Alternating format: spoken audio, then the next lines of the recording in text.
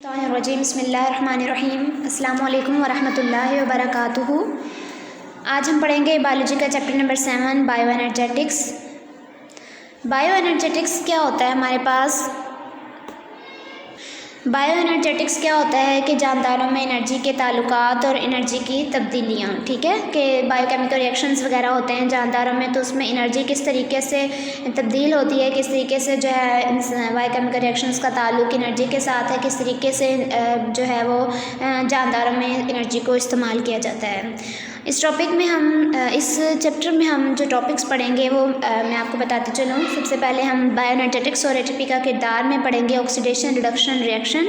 उसके बाद हम पढ़ेंगे कि एटीपी सेल एनर्जी करेंसी के बारे में, और फिर हम पढ़ेंगे फोटोसिंथेसिस के बारे में। नेक्स्ट हम फोटोसिंथेसिस का मैकेनिज़्म भी डिस्कस करेंगे, रेस्पिरेशन के बारे में पढ़ेंगे, और साथ में एरोबिक और एनारोबिक रेस्पिरेशन के बारे में पढ़ेंगे। अगर हम बायो एनर्जेटिक्स का स्टार्ट देखें तो एक ज़िंदा सेल में जो केमिकल रिएक्शंस हैं वो मुसलसल हो रहे होते हैं, और हम जानते हैं कि जो सेल है वो एक ओपन सिस्टम की तरह होता है कि जिसमें हर वक्त मुख्तलिफ मादे जो है वो सेल के अंदर और बाहर आ जा रहे होते हैं। सेल के अंदर मादे तोड़े भी जाते हैं, बनाए भी जाते हैं। सेल में जितने भी अफ़ाल होते हैं उनमें उनको कौन चलाता है? तवानाई चलाती है। और जानदारों में जो एनर्जी है वो दो शक्ल में होती है, पाई जाती है, जो कि आपने पहले भी फ़िज़िक्स में या जो है वो छोटी क्लासेस में पढ़ चुके हैं। काइनेटिक एनर्जी होती है हमारे पास, और साथ में पोटेंशियल एनर्जी होती है। काइनेटिक एनर्जी जैसे कि आपने फ़िज़िक्स में पढ़ा है कि हरकत करती हुई चीज़ में मौजूद जो एनर्जी होती है उसे हम काइनेटिक एनर्जी कहते हैं। यहाँ भी यही है कि काइनेटिक एनर्जी जो है काम करने में बराह रास्त शामिल होती है, ठीक है। यानी जिस टाइम पे कोई भी चीज़ काम कर रही है, अगर हम फ़िज़िक्स के रूल से देखते हैं कि अगर एक बॉल है वो अगर ज़मीन पर हरकत कर रही है तो उसके अंदर काइनेटिक एनर्जी मौजूद है, ठीक है। यानी वो उस काम के दौरान बराह रास्त शामिल है उसके अंदर, ठीक है। लेकिन पोटेंशियल एनर्जी वो एनर्जी होती है जो ज़ख़ीरा होती है, यानी मुस्तक़बिल के लिए हम ज़ख़ीरा कर देते हैं, ज़ख़ीरा कर लेते हैं। वो एनर्जी हमारे पास क्या होती है? Potential energy. अगर हम वैसे देखें एग्जांपल देखें पोटेंशियल एनर्जी की, तो उसमें हमारे पास आ जाता है कि जैसे एक स्प्रिंग है, तो स्प्रिंग के अंदर एक पोटेंशियल एनर्जी मौजूद होती है, इसलिए जब हम उसे खींचते हैं तो वो लंबा, जब उसे हम खींचते हैं तो खींचते हुए अगर हम उसे छोड़ दें तो दोबारा से जो है वो प्रेस हो जाता है जैसे वो अपनी पहली शक्ल में था।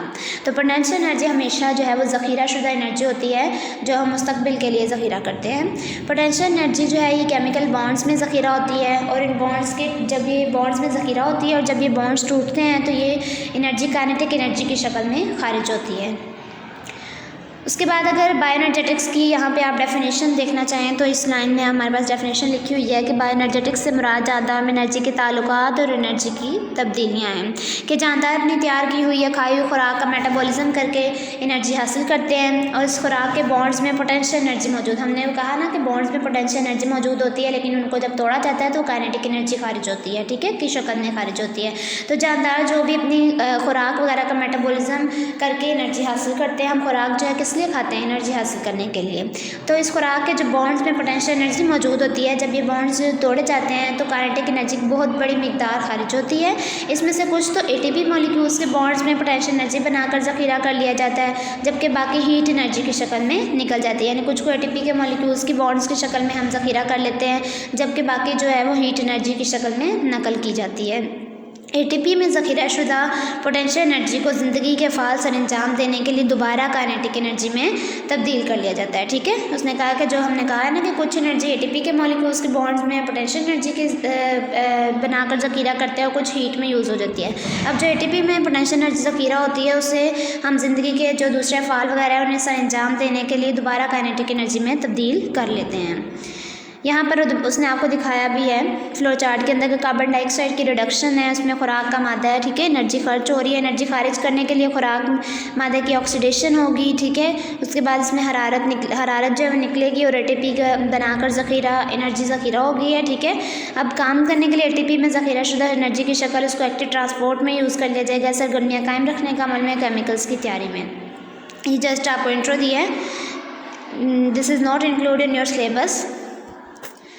उसमें उसके बाद हम ऑक्सीडेशन रिडक्शन रिएक्शंस पढ़ेंगे, जबकि आप जानते हैं कि हम ऑक्सीडेशन जो है वो क्या होता है कि किसी भी एटम से इलेक्ट्रॉन्स का निकल जाना ऑक्सीडेशन कहलाता है, जबकि किसी भी एटम में का इलेक्ट्रॉन हासिल करना जो है वो रिडक्शन कहलाता है। ठीक है, उसके बाद हम इस चैप्टर में पढ़ेंगे एटीपी सेल एनर्जी करेंसी को पढ़ेंगे कि एटीपी सेल एनर्जी करेंसी के तौर पर किस तरह काम करती है। ठीक है, उसके बाद हम इस चैप्टर में जो डिस्कस करेंगे वो हमारे पास है photosynthesis. You know that photosynthesis जो है इसमें क्या होता है कि जो कार्बन डाइऑक्साइड को पौधे इस्तेमाल करते हैं, ठीक है, और उसके बदले में ऑक्सीजन बनाते हैं और ऑक्सीजन के साथ जो है वो ग्लूकोज वगैरह बनता है।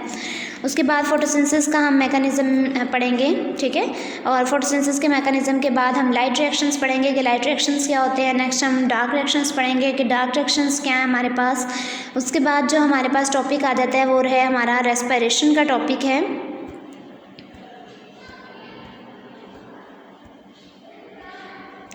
और रेस्पिरेशन के बारे में भी आप अच्छे तरीके से जानते हैं कि रेस्पिरेशन में हम ऑक्सीजन को इस्तेमाल करते हैं, कार्बन डाइऑक्साइड जो है वो खारिज करते हैं। ठीक है, और इसमें कार्बन हाइड्रोजन बॉन्ड्स जो है वो तोड़े वगैरह जाते हैं। ये सब हम पढ़ेंगे। एरोबिक और एनारोबिक रेस्पिरेशन क्या होती है। ठीक है, एरोबिक रेस्पिरेशन जो ऑक्सीजन की मौजूदगी में होती है और एनारोबिक रेस्पिरेशन जो ऑक्सीजन की गैर मौजूदगी में होती है। ठीक है, और ये हम सब टॉपिक्स को नेक्स्ट लेक्चर्स में डिस्कस करेंगे इंशाल्लाह।